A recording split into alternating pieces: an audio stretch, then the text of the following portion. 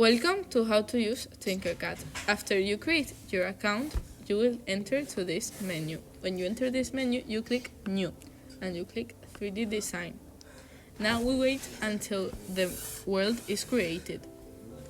When you are in the world, you will have this menu. And in this menu, you have a lot of shapes that you can choose from. This way you can make your building however you want. Let's start with a square. Okay, well, first of all, we can hide the menu by clicking this here. When we already hide it, we can click on the box and we will have these little boxes that will turn red when we click them, that we can move the shape around to make it bigger or smaller or, well, different varieties. You can click this here to make the height or bigger or smaller.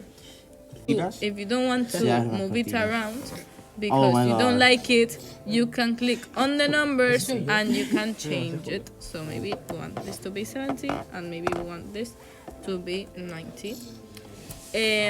You can also rotate the shape however you like. Now this is a little bit tricky, but it is very useful. There we go. Now there are two ways to select this block. You can click it or you can do it by clicking 2 times on your screen and you will select it.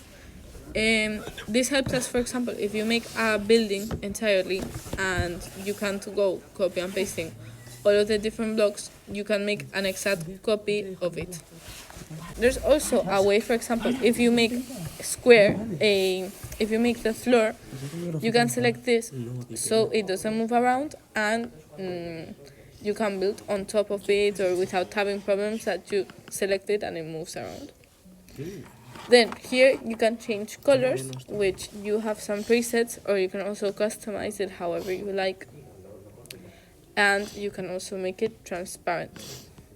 Well, after you have done all of this, you can click here and you can send it to people that are in your group by clicking generate new link, copy link, and you can send it by email.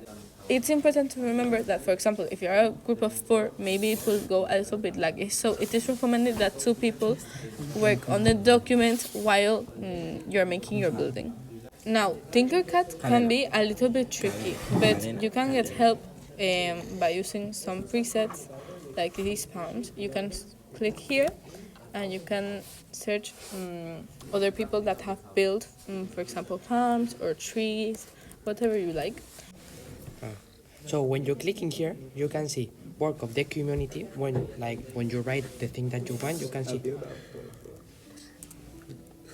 the work of the community, and as well you can see your creation if you have someone.